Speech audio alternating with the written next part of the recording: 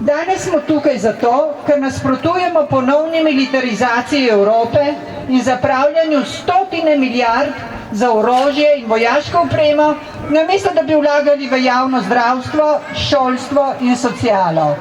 Danes smo tukaj zato,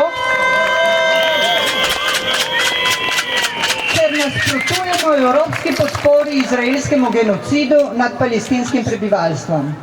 Danes smo tukaj zato, ker nasprotujemo imperializmu, kolonializmu in terorizmu zahodnega sveta, ki pod vodstvom ZDA predstavlja največjo grožnjo stabilnosti tega sveta.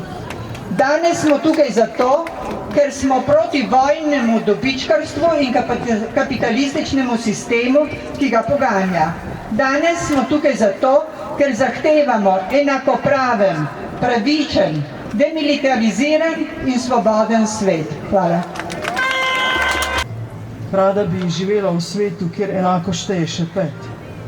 Svetu, ki ceni kulturo in spoštuje umetnice in umetnike.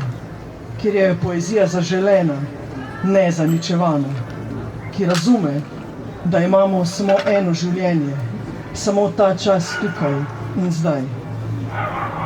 Ko je vojna, ljudje ne živijo, prezaposleni so s preživetjem. Za življenje je potreben mir. Zatim vojna je profit, a revni smrt je le dobit. Kdo bo mene pokopal? Kdo bo mene pokopal? Kdo bo mene pokopal? Če nikogar več ne bo.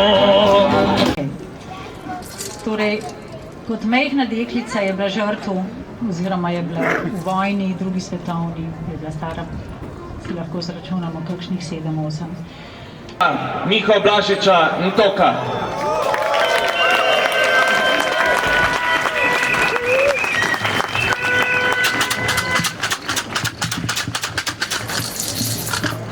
Ko nam politiki razlagajo o tem, da moramo okrepiti naše obrambne kapacitete, radi uporabljajo prvo osebo množine.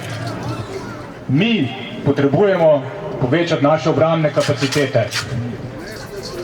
Vprašanje, ki jim ga velja postaviti, je, kdo smo to mi? Kdo smo pravzaprav mi? Koliko od nas, ki stojimo danes tukaj,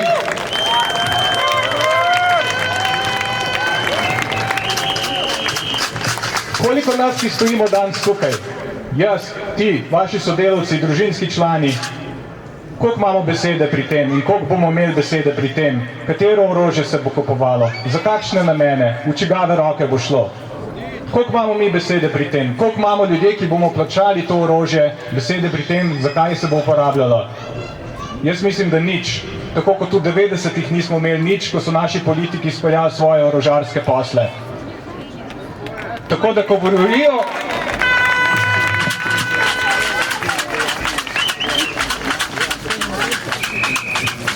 se pravi, ko govorijo mi, mislijo sebe.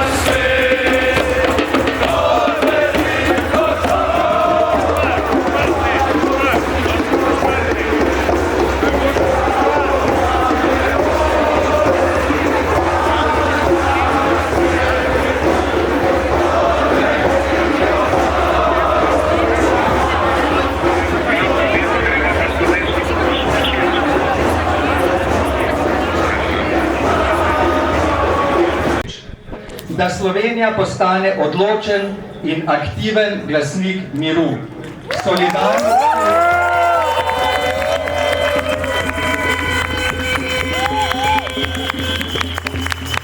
solidarnosti in pravičnosti, doma, v Evropi in po svetu.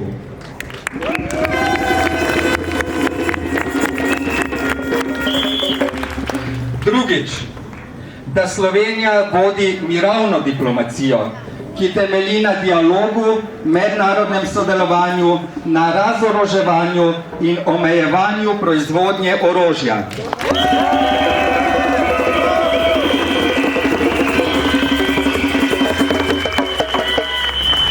Tretjič.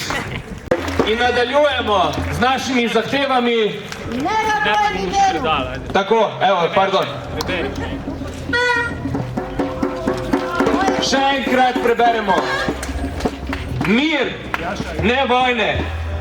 Od vlade Republike Slovenije, državnega zbora in predsednice države zahtevamo dosledno spoštovanje 124. člena Ustave. Predsednik vlade Robert Golob je danes, mogoče ravno zdaj, v Parizu na sestanku koalicije voljnih.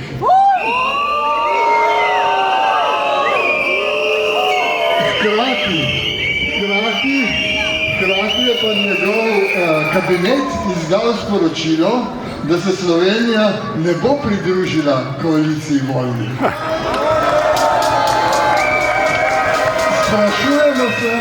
Sprašujemo se, koga vleče vlada za nos. Makrona ali mogoče nas?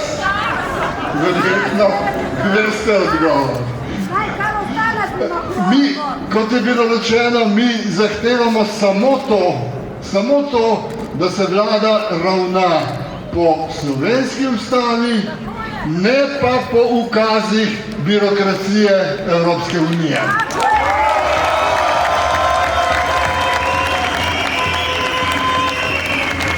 Zahtevamo, da slovenska vlada uveljavlja politiko miru, dejavno, javno, pošteno in da ne hlapčuje imperialistični birokraciji Evropske unije.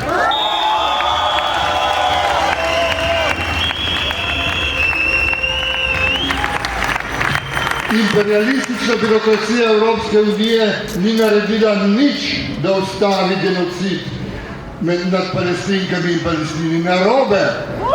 Narobe podpira genocid.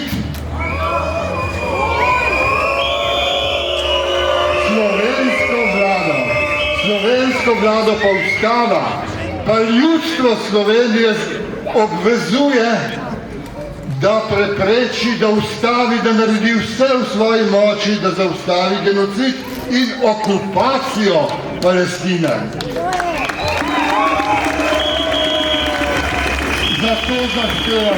Zato zahtevamo, da slovenska vlada, da podjetja, univerze, da vse organizacije pretrgajo sodelovanje z Izraelom.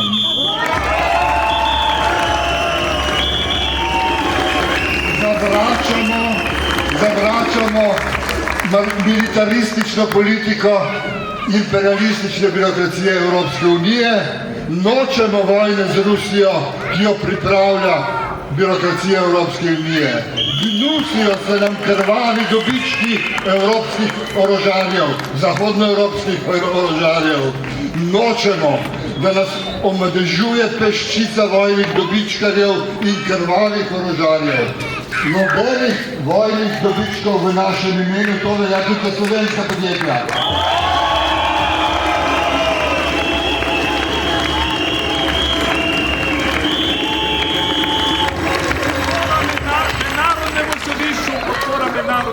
Podpora mednarodnemu sodišču za vojne zločine v Hagu, tako je. Naj končam. Ne gremo na vzhodno fronto, raje gremo ven iz NATO pakta.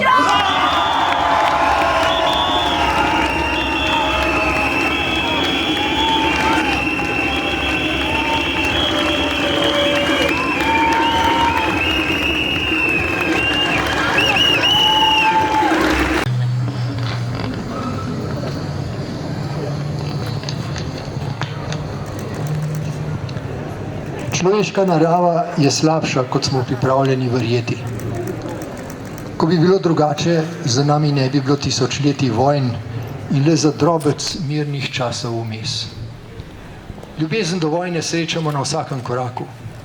In ko se ena vojna konča, ljudje vajeni ubijanja doživljajo abstinenčne stiske in ubijajo naprej. To je bistvo posttravmatskega sindroma. Teh ljudi ne tlači mora zaradi tega, kar so počeli, ampak zato, ker tega nenadoma ne morejo več. V Sloveniji, ki je domnevna oaza miru, je veliko ljudi, ki obožujejo nasilje. Kakorkoli jih pogledamo, se jih drži orožje. Od želja po sproščeni nabavi po ameriškem zgledu do strelskih društev, ki jih ustanavljajo, da v trgovini z orožjem ne govorimo. Ne smemo pozabiti, da so leta 1991 Slovenijo pred razrušenjem in vse nas rešili poveljniki, ki so zavrnili ukaz za nesmiselno morijo.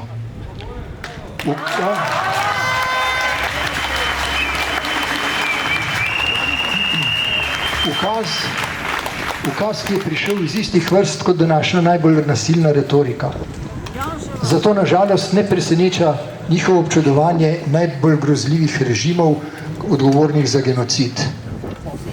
In potem naj takim ljudem, ki obljubljajo boljše čase, zaupamo vodenje države.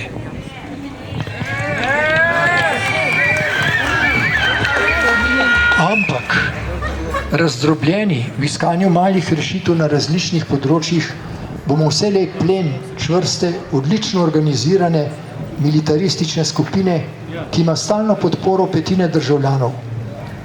Čeprav nas je tistih, ki smo na strani miru in sožitja, veliko več, pa veliko manj naredimo za mir, kot naredi manjšina za sovraštvo in vojno.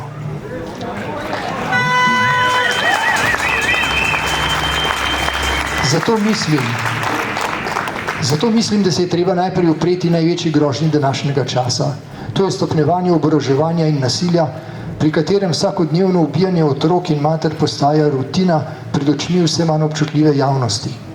In vselej je največ žrtev med tistimi, ki sanjajo o miru in nikoli niso nikomur storili ničesar žalega. 10 000 otrok, ki jih izbirajo v Ameriki narejene in Izraelu prodane pametne bombe. Potem, ko smo zamudili skoraj vse, kar se je v domnevno demokratičnem razvoju Ukrajine in njenih skrbnikov dalo zamuditi, pač ni rešitve, ki bi prinesla pravičen mir. Predtem smo zamudili tudi vse, kar bi se morda dalo narediti, da bi bilo bivanje sicer izrazito nedemokratično v Rusiji vsaj znosno. Tako tudi ni več pravičnega sveta, v katerem smo dopustili jedrsko orožje, proti kateremu ni več obrambe. Zato je popoln nesmisel govoriti, da kdorkoli lahko premaga jedrsko velesilo. Pa se še slišimo? Če veliki mislec Francis Fukuyama, naš nedavni gost, obžaluje, da ZDA niso pomagale Ukrajini premagati Rusijo, ker bi to lahko dosegli, potem je v resnici blizu njegov konec zgodovine.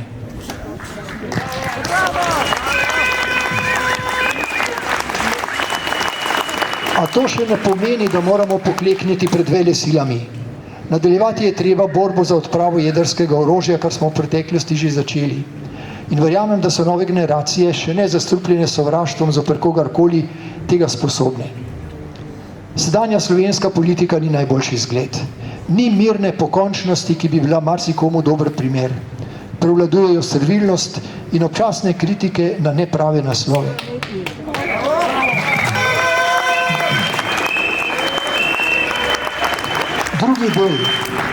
Drugi del naše politike odlikuje odločnost, ki pa dokazano in že izpričano vodi v pogubo, ker je izključno militantna. Da je mir kljub vsem težavam mogoč, pričajo pogajanja, ki so že skoraj uspela, če jih ne bi v zadnjem trenutku preprečili vojni dobičkarji, kot na primer Boris Johnson na čelu bivše kolonialne velesile, ki se še vedno tako počuti.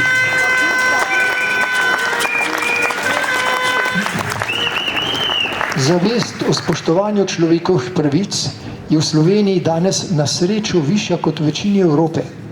Nihče ni zaprt, niti ne izgublja službe, če kritizira genocid Izraela nad Palestinci. Na tem še dovolj zdravem jedru družbe poskusimo graditi mir brez oboroževanja in z voditelji, ki to razumejo in uresničujejo.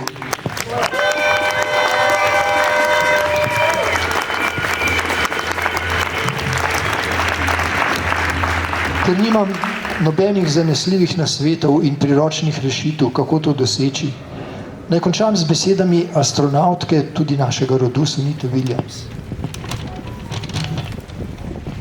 Kako nesmiselno je sovraštvo, vidimo, ko se dvignemo. V vesolju smo samo ljudje, ameriški in ruski prijatelji, astronauti na isti ladji. Meja med nami se zavemo šele, ko se vrnemo na Zemljo. Čeprav nas je zdaj le malo, ampak vseeno več, kot smo najprej pričakovali, vseeno verjamem, da smo lahko močnejši od netilcev vojn in sovraštva.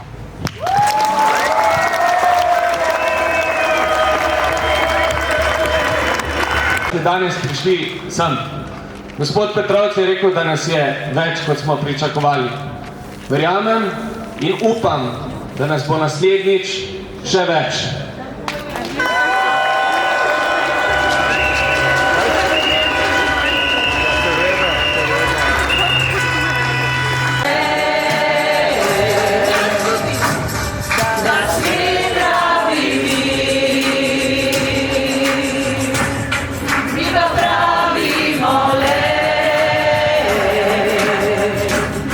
That's it.